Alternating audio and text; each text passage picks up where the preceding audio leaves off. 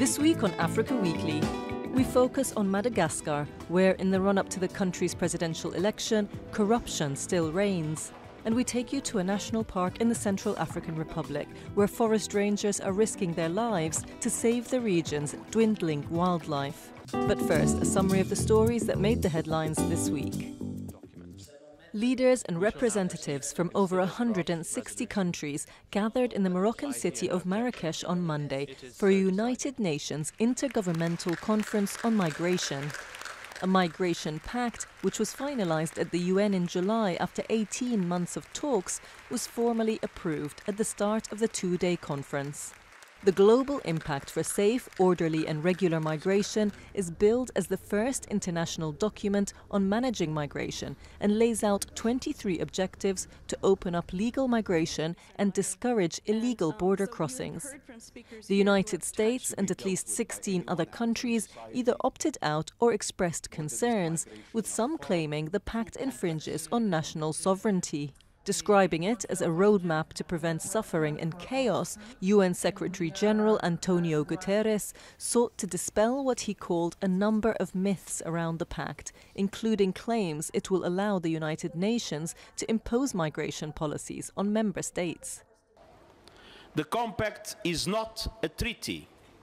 Moreover, it is not legally binding. It is a framework for international cooperation rooted in an intergovernmental process of negotiation in good faith that specifically reaffirms the principle of state sovereignty. The UN General Assembly is set to adopt a resolution on December 19th, formally endorsing the deal. Somalia was plunged into fresh political problems on Monday after a motion to impeach President Mohamed Abdullahi Mohamed for alleged abuse of office cleared a key hurdle. Parliament Speaker Mohamed Mursal agreed late on Sunday to accept the motion, signed by 92 out of 275 legislators. The document accuses the president of violating the constitution by engaging in a secret memorandum of understanding with foreign countries. It specifies control over Somalia's ports and uniting the country with Ethiopia and Eritrea.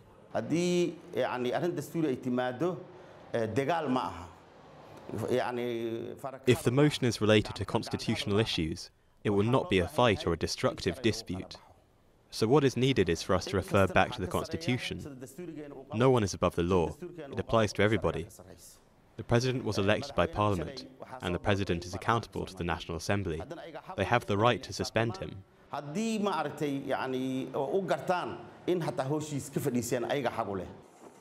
And Eritrea's President Afwerki arrived in Mogadishu on Thursday in his first visit to neighbouring Somalia since he took office in 1993. Somalia and Eritrea established diplomatic ties in July in the wake of Eritrea's landmark peace pact with Ethiopia, which became possible with new leadership in Addis Ababa.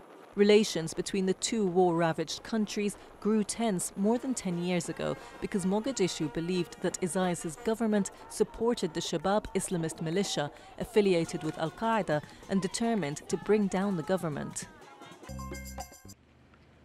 France handed over 1,400 AK-47 assault rifles and 3 amphibious vehicles to the Central African Republic on Tuesday in an effort to shore up its beleaguered armed forces. The military aid was announced in Paris in November, along with $27.4 million in civilian assistance. With the armed forces hampered by poor training and lack of equipment, the UN-backed central government controls only a fraction of the country's territory. A UN sanctions committee was tasked with approving weapons shipments since the UN Security Council imposed an arms embargo in 2013. The panel gave the green light last year for Russia to supply 1,700 AK-47s to the national forces in January and gave its approval again to the French shipments. Ongoing clashes between opposition supporters and security forces in Togo last weekend left at least 2 people dead. The protests come after a year of political crisis and failed negotiations between Togo's government and the opposition, led by the regional bloc, the Economic Community of West African States. The coalition of 14 opposition parties is boycotting the upcoming legislative elections, scheduled for December 20th, denouncing irregularities in their preparations and calling for demonstrations to stop the vote. These protests were banned by the government, which warned of disruption to public order as campaigning got underway last Tuesday. In the first ceremony of its kind in a Muslim nation, the Catholic Church on Saturday in Algeria beatified 7 French monks and 12 other clergy killed during the country's civil war. Beatification is the first step on the path to Roman Catholic sainthood.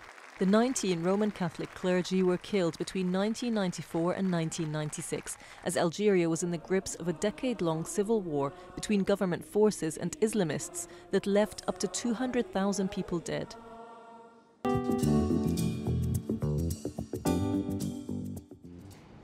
Look carefully enough in Antananarivo town centre and you'll find corruption on every corner. It's a part of everyday life here, as this taxi driver Jimmy is well aware, having just dodged a fine. I slipped a 2,000 Ariary note in the officer's pocket, or 50 euro cents. He said, "Who do you take me for?" I was in a hurry, so I added another 5,000 Ariary, or €1.25. He didn't give me a ticket, and I was able to get away. From speeding up an administrative process to passing an exam, corruption is rife. Even the justice system is affected. Jacqueline's son was recently arrested for drug use, but a court employee offered to cut her a deal. He took us to see the judge. Once we were in his office, we talked for a very long time. In the end, we came to an arrangement. This judge is the one who's going to handle my son's case. He said, "I promise to look after your son, but first, you have to pay up."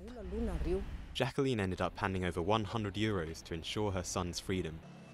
Madagascar is a regular contender in the list of the world's most corrupt countries. The organisation Transparency International singles out the 3 most recent presidents of the country, 2 of whom are currently in the running to return to the office of president. It started under Ravalomanana, spread under Rajoelina, then carried on for a while under Rajoelina until about 2014. Transparency International is not ruling out the possibility that the candidates used illegal rosewood trafficking to finance their campaigns. Mark Ravalomanana and Andry Rajoelina are set to contest the second round of the presidential election on the 19th of December.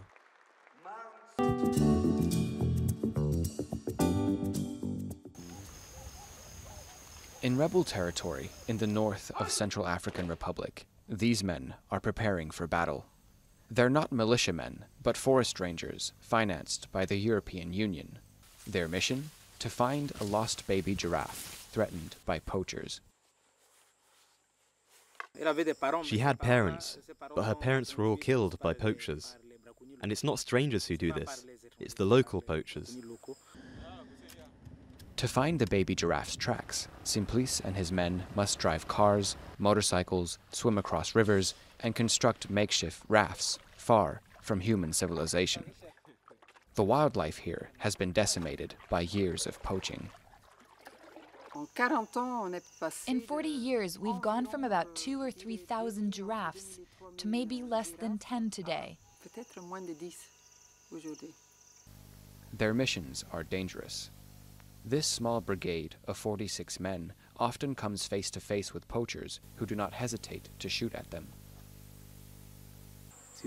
This was a bullet that hit me during a confrontation with the Sudanese. It struck me from behind. Poachers, locals or Sudanese, come to the park to hunt for food. To fight them off, the rangers are trained in tactical movement and sharpshooting, but it's a difficult task.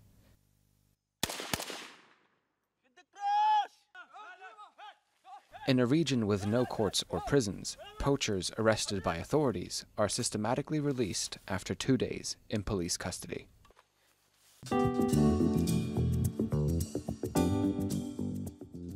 France this week arrested a former minister and leader of armed groups in the Central African Republic on war crime charges. The International Criminal Court issued a warrant for Patrice Edouard Ngaisona for coordinating so-called anti-Balaka militias. he was controversially elected to the executive board of the Confederation of African Football's General Assembly in February.